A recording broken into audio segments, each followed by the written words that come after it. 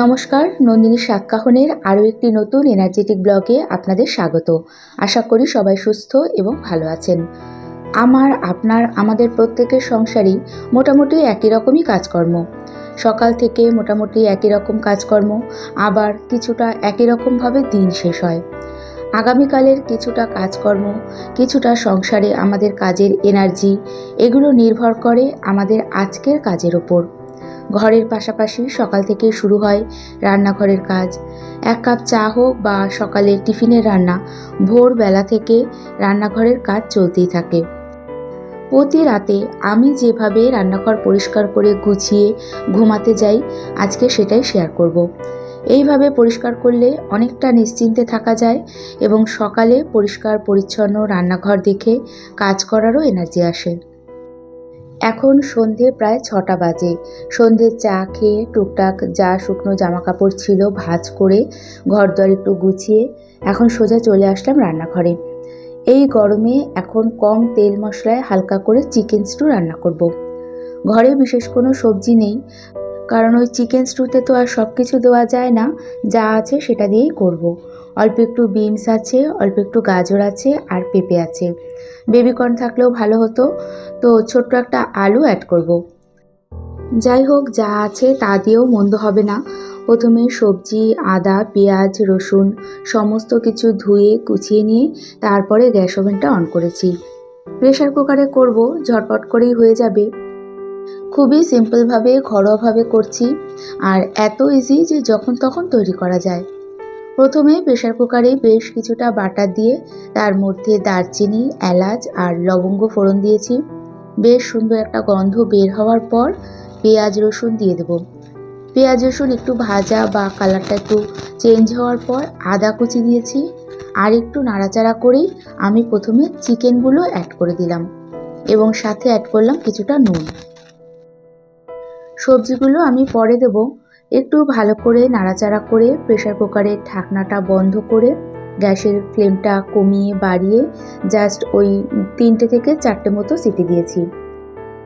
Chicken stew হোক বা যে কোনো চাইনিজ রান্নাতে একটু গোলমরিচ না দিলে ভালো লাগে না। সব কিছু দিলেও গোলমরিচ না দিলে মনে হয় টেস্টটা অসম্পূর্ণ থেকে যায়। তো যাই হোক, গোলমরিচটা গোটা গোলমরিচ সাথে সাথে গুঁড়ো করে নিলাম, এতে সেন্টটা দুর্দান্ত আসে। সবজিগুলো আমি যেহেতু খুব বড় বড় করে কাটি না, তাই পরে দেব। সাধারণত চিকেন সবজি সব একসাথেই সিদ্ধ করে, তো আমি প্রথমে চিকেনটা জল ছাড়া কমিয়ে বাড়িয়ে 3টে কখনো 4টে সিটি দিয়ে সফট করে নিই। তারপর প্রেশার কুকারের ঢাকনাটা খুলে সবজি অ্যাড করি, তার সাথে 1 চিমটি হলুদ দিই, আর যতটা পরিমাণে আমি ঝোল রাখবো সেই পরিমাণে জল দিয়েছি। এবার হাই ফ্লেমে 2টো সিটি দিলেই হয়ে যাবে। তারপর গোলমরিচ গুঁড়ো দিয়ে নাড়াচাড়া করে ঢেকে রেখে দেব। 2টো কাঁচা লঙ্কাও সবজির সঙ্গে অ্যাড করেছিলাম।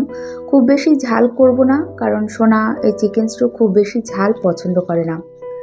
তাড়াতাড়ি করে চিকেন স্টুটা করলাম, কারণ সোনা বাড়িতে নেই, অনেকক্ষণ হয়েছে বেরিয়েছে। ফিরে এসেই খিদে পেয়ে যাবে, তো এক বাটি চিকেন স্টু দিলে পরে পেটটাও ভরবে, তার সাথে চিকেন স্টু সবসময় খাওয়াও যায় আর ভীষণ হেলদি। এই তো চিকেন স্টুটা হয়ে গেছে। প্রেশার কুকারের মধ্যেই ঢেকে বেশ কিছুক্ষণ রেখে দেব, তাহলে ওটা গরম থাকবে। তো আজ বিকেলে সোনা চা খায়নি। রোজ বিকেলে আমার সাথে ওর একটা চায়ের নেশা আছে, তো ও বাড়িতে ছিল না। ফোন করেছি, ও আসবে, মানে প্রায় চলেই এসছে। এর জন্য আমি চিকেন স্টুটা নামিয়ে এই যে চা বসিয়ে দিলাম। দুধ চা করব, আর দুধ চা বেশ কড়া করে গাঢ় করে করতে একটু সময় বেশি লাগে। আর কিছু না হোক, চাটা মনের মতো না হলে ভালো লাগে না। সব সময় ভালো করে চা করতে করতে এমন হয়ে গেছে যে কোনো রকমভাবে চা যেন করতেই পারি না। যাই হোক, চা ফুটছিল, এদিকে চায়ের গন্ধেই চা খেতে ইচ্ছে করেছে। তবে এখন আমি আর চা খাবো না, কারণ একবার খেয়েছি, তাই সোনার জন্যই 1 কাপ করে নিলাম।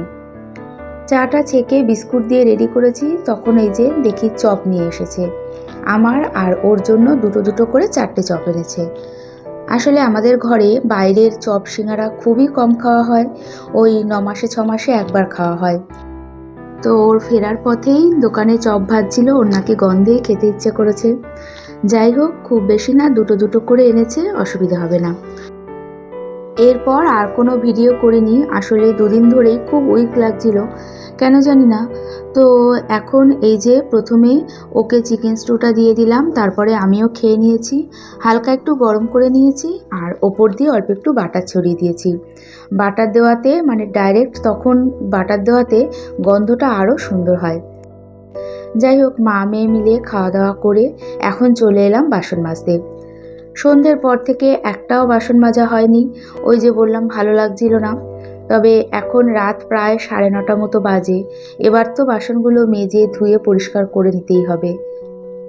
রোজ রাতে খাওয়া দাওয়ার পর মনের মতো করে রান্নাঘর পরিষ্কার না করে নিশ্চিন্তে ঘুমও আসে না। তো পোকামাকড়ের উৎপাত ছাড়াও রাতে জানালা দরজা সব আটকানো থাকে, এরকম এঁটো বাসন পড়ে থাকলে ঘরে একটা ব্যাড স্মেল হয়। আর সত্যি কথা বলতে আমার ঘরে এমন কোনো জায়গাও নেই যে এঁটো বাসনগুলো রান্নাঘর ছাড়া অন্য কোথাও রাখবো। তো যত রাতই হোক না কেন, রাতের সমস্ত বাসন মেজে ধুয়ে আমার রান্নাঘর পুরো পরিষ্কার করে তারপরে ঘুমাতে যাই। খুব বেশি অসুস্থ হলে পরে তখন অন্যরকম, তাও আপ্রাণ চেষ্টা করি যে রাতে বাসনগুলো মেজে ধুয়ে পরিষ্কার করে রাখার জন্য। প্রথম কথা, কোনো আমার হেল্পিং হ্যান্ড নেই যে তার ভরসায় রেখে দেব সকালবেলা সেগুলো মেজে ধুয়ে পরিষ্কার করে দেবে। আর সুস্থ থাকি বা অসুস্থ থাকি, এক রাতের মধ্যে খুব বেশি একটা তফাৎ হয় না। আমার মনে হয় রাতে বাসন মেজে ধুয়ে রান্নাঘর পরিষ্কার না করে ঘুমাতে গেলে পরদিন ওই এক সিঙ্ক বাসন দেখে আমি আরও অসুস্থ বোধ করি। সকালে ওঠার পর থেকে যে চনমনে ফ্রেশ ভাব থাকে, সেটা ওই এক সিঙ্ক বাসন দেখে আর অপরিষ্কার রান্নাঘর দেখেই উধাও হয়ে যায়। জানি না আমার তো এমন হয়, কারো এমন হয় নাকি। বাসনগুলো মেজে ধুয়ে গামলার মধ্যে জল ঝরতে রেখে দিয়েছি। তাড়াতাড়ি খাওয়া দাওয়া হলে বাসনগুলো শুকিয়ে গেলে ভালো করে মুছে রাতেই আবার জায়গা মতো গুছিয়ে রাখার চেষ্টা করি। তবে বেশিরভাগ দিন সেটা হয় না, তখন পরদিন সকালে বাসনগুলো গুছিয়ে রাখি। এখন ঘরে আমি এই যে হোমমেড লিকুইড যে সলিউশনটা বানিয়ে রাখি, সেটা দিয়ে ভালো করে গ্যাস ওভেন, কাউন্টার টপ, পাশের টাইলস সব কিছু পরিষ্কার করে নেব। সলিউশনটার মধ্যে vinegar, baking soda, liquid dishwash আছে। তো ভালো করে সমস্ত জায়গায় স্প্রে করে তারপরে মুছে নিই। এতে কোথাও কোনো খাবারের টুকরো এঁটোকাটা পড়ে থাকলেও এই স্প্রেটা দিয়ে একটু ভালো করে বা ডিশওয়াশ দিয়েও পরিষ্কার করলে কোনো রকম পোকামাকড় পিঁপড়ে আসবে না, তার সাথে কোনো বাজে গন্ধ হয় না রান্নাঘরে। কাউন্টার টপটা ভালো করে পরিষ্কার করে সিঙ্কের সামনে যে আমার ছোট্ট ডাস্টবিনটা রয়েছে, সেটাও আজকে ভালো করে মেজে ধুয়ে উপর করে রাখবো। এটা প্রতিদিন রাতেই করি। একটা পলিথিন দেওয়া থাকে এর মধ্যে, ওটা প্রথমে ফেলে দিই, তারপরে রোজ রাতে ভালো করে ওটা পরিষ্কার করি এবং ওটা উপর করে রেখে দিই। সকালে ফ্রেশ আরেকটা পলিথিন দিয়ে রাখি। এই ছোট্ট ডাস্টবিনটা মানে মিনি ডাস্টবিনটা প্রায় 3 বছর ধরে আমি ইউজ করছি। এখনও দেখে পুরো নতুনের মতো মনে হয়। মাঝে মাঝে ব্রাশ দিয়ে পরিষ্কার করি, যাতে জলের আয়রনের যে সাদা সাদা দাগ সেটা না হয়। এরই সাথে ডিশওয়াশ রাখার ডিসপেন্সারটাও ক্লিন করা হয় রোজ রাতে। অ্যাকচুয়ালি অভ্যাস হয়ে গেছে। রেগুলার কোনো কাজ করতে থাকলে সেই কাজে আমাদের পরিশ্রম কম হয় এবং অভ্যাস হয়ে গেলে সেটা ইজি হয়ে যায়, খুব বেশি সময় লাগে না। এরই সাথে আরেকটা জিনিস খেয়াল করেছি যে গোছানো ঘরবাড়ি দেখতে বাড়ির প্রত্যেকের ভালো লাগে, তার মধ্যে রান্নাঘর পরিষ্কার গোছানো দেখতে আমাদের গৃহিণীদের বেশি ভালো লাগে। কারণ ওই একটাই, আমাদের মতো সাধারণ ঘরে গৃহিণীদের এখান থেকেই দিন শুরু হয় এবং এখান থেকেই দিন শেষ হয়। যাই হোক, আজকে বেশ তাড়াতাড়ি রান্নাঘরটা পরিষ্কার করা হয়ে গেছে। হাজব্যান্ডও বাড়িতে নেই। হাজব্যান্ড বাড়িতে থাকলে তখন একটু দেরি করে খাওয়া দাওয়া করা হয়, তখন আর এত তাড়াতাড়ি সব কিছু পরিষ্কার করা হয় না। দেরি হলেও এইভাবে রান্নাঘর পরিষ্কার করতে মোটামুটি 10 মিনিট সময় তো লাগেই। রোজ রাতে এই 10-12 মিনিট এইভাবে যদি রান্নাঘর পরিষ্কার করা হয়, তাহলে রান্নাঘর পুরো ঝকঝকে পরিষ্কার পরিচ্ছন্ন থাকে। তবে রেগুলার আমার এত বাসন থাকে না, সন্ধ্যে থেকেই টুকটাক করে বাসন মাজতেই থাকি।